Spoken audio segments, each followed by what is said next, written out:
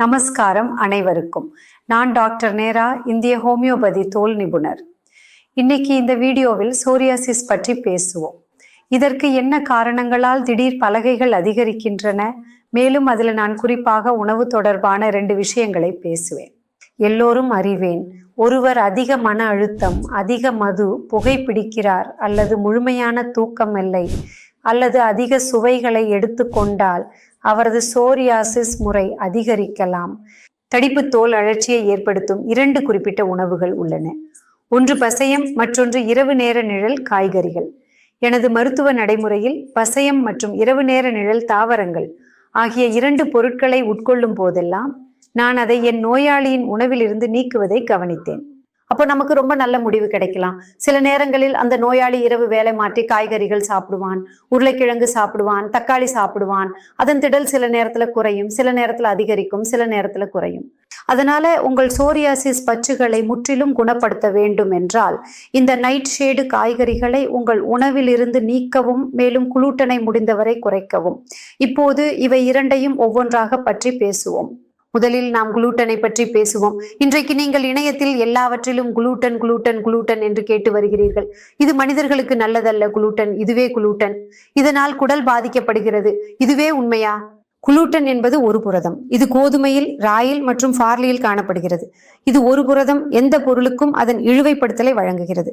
அதாவது நாம் மாவை பெய்யும் போது கையில் பிசைந்த பிறகு அது இழு விழு என்று உச்சரிக்கிறது. அது இவ்வாறு இழுக்கிறது ஏனெனில் அதில் குளூட்டன் உள்ளது மற்றும் குளூட்டன் ஒரு பெரிய புரதமாகும். இதனால் மனிதன் அதை முழுமையாக செரிக்க முடியாது. இந்த புரதம் முழுமையாக செரிக்கப்படாத போது இதனால் பலருக்கும் அழற்சி ஏற்படுகிறது, வயிற்றில் வீக்கம் ஏற்படுகிறது மற்றும் வாயுவியல் பிரச்சனைகள் தோன்றுகின்றன. பலமுறை நீங்கள் இதை கேட்டிருக்கலாம். எந்த நபரின் உணவிலும் எந்த விதமான தவறுகளும் இல்லை. அவன் சொல்கிறான், நான் எதையும் வெளியே சாப்பிட மாட்டேன், எந்த தவறானதை சாப்பிட மாட்டேன், நான் இவ்வளவு நல்ல வாழ்க்கையை வாழ்கிறேன், ஆனால் ஏன் எனக்கு எப்போதும் வாயு தொல்லை, அமிலப்பித்தம் இருக்கும் என்று எனக்கே தெரியவில்லை. அவ்வாறு நோய் காரணமாக குளூட்டன் இருக்கலாம். நம்முடைய இந்தியாவில் குளூட்டன் மிகவும் சாப்பிடப்படுகிறது. உண்மையில் இந்தியா மிகப்பெரிய கோதுமை நுகர்வு நாடுகளுள் ஒன்று. மற்ற நாட்டு மக்களை ஒப்பிடுகையில் இந்திய பொதுமக்கள் பொதுவாக குளூட்டனை சுலபமாக சகித்து கொள்ள முடியும். குறிப்பாக அமெரிக்கா, ஐரோப்பா அல்லது ஜப்பான் போன்ற இடங்களில் இங்குள்ள மக்களுக்கு அவர்கள் வேகாணத்தை நல்ல முறையில் செரிக்க முடியும். ஆனால் சோரியாசிஸ் போன்ற ஆட்டோ இம்யூன் டிசார்டர் உள்ள நோயாளிகள் குறித்து நாம் பேசினால் அப்படியானவர்களுக்கு குளூட்டன் உணவின் காரணமாக உடலின் உள்ளே அழற்சி மார்க்கர்கள் அதிகரிக்கின்றன. அதாவது உடலின் உள்ளே வீக்கம் அதிகரிக்கிறது. இதன் காரணமாக தடிப்பு தோல் அழற்சியின் திட்டுகள் மோசமடைகின்றன. எனவே உங்கள் உணவிலிருந்து பசையத்தை நீக்கி பசையம் இல்லாத உணவை பின்பற்றினால் நீங்கள் மிகச்சிறந்த பலன்களை பெறுவதை காண்பீர்கள். இப்போது நீங்கள் குளூட்டனை நீக்கினால் என்னென்னவற்றை எடுத்துக்கொள்ளலாம் என்பதை பார்ப்போம். நீங்கள் சோளம், கம்பு, கேழ்வரகு, ஓட்ஸ் ஆகியவற்றை தேர்ந்தெடுக்கலாம். இவை அனைத்தும் குளூட்டன் இல்லாதவை. எனவே நீங்கள் அடிப்படையாகவே கோதுமையை மாற்றி இதை முயற்சித்து பாருங்கள். உங்களுக்கு நல்ல விளைவுகளை பெறுவீர்கள். இப்போது நாங்கள் மற்றொரு விஷயத்தை பற்றி பேசுவோம், அதாவது நைட் ஷேட் காய்கறிகள். 4 முக்கியமான காய்கறிகள் உள்ளன. அவற்றை பற்றி நாங்கள் பேசுவோம்.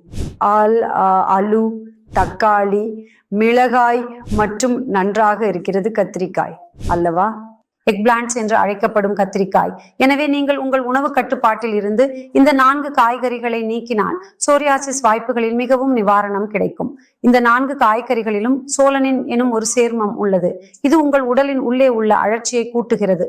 உண்மையில் இந்த உணவை உண்ணுவதால் சோரியாசிஸ் ஆர்த்ரைட்டிஸ் அல்லது உங்களுக்கு சோரியாசிஸ் ஆர்த்ரைட்டிஸ் இருப்பின் உங்கள் வலி அதிகரிக்கலாம்.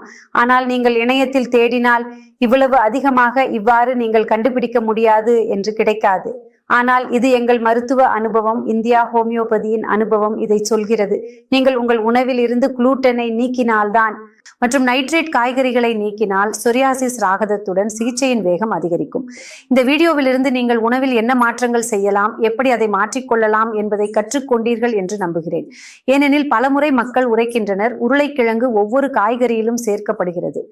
ஆனா அப்படின்னு இல்ல, அடுத்திகாலி இல்லாம சப்ஜி செஞ்ச முடியாது, செஞ்ச முடியுது, இல்லாம கூட செஞ்ச முடியுது. உங்களுக்கு தெரிஞ்சிருக்கணும், அவ ரெசிபி எல்லா வெஜிடபிள் சோட்டையும் செஞ்ச முடியுது. அதாவது காப்சிகம் இருக்குது, ப்ரோக்கோலி இருக்குது, எல்லாவற்றையும் கொதிக்க வச்சு வெஜிடபிள் சோட்டே செஞ்ச முடியுது, அல்லது மிக்ஸ் வெஜிடபிள் மாதிரியான வெஜிடபிள் செஞ்ச முடியுது. அதனால் ஏதாவது உணவில் உருளைக்கிழங்கு இருக்க வேண்டும் என்ற அவசியமில்லை. ஆகவே நீங்கள் உருளைக்கிழங்கு இல்லாமல் செய்யக்கூடியவை மற்றும் சிவப்பு மிளகாய் அல்லது பச்சை மிளகாய் இல்லாமல் செய்யக்கூடியவை. நீங்கள் அதன் பதிலாக கருப்பு மிளகு பயன்படுத்தலாம், அதாவது காலி மிர்ச்சி. மற்றும் கோதுமையை கூட நீக்குவது அவ்வளவு கடினமான விஷயம் அல்ல. நீங்கள் முயற்சித்தால் உங்கள் உணவு திட்டத்தை மாற்றக்கூடியீர்கள், நான் நம்புகிறேன். இந்த வீடியோவில் இருந்து உங்களுக்கு பல தகவல்கள் கிடைத்திருக்கும். மேலும் தகவல்களை பெற நீங்கள் பாரத் ஹோமியோபதியை அணுகலாம். அங்கு நாங்கள் உங்களுக்கு உதவ இருப்போம். நன்றி.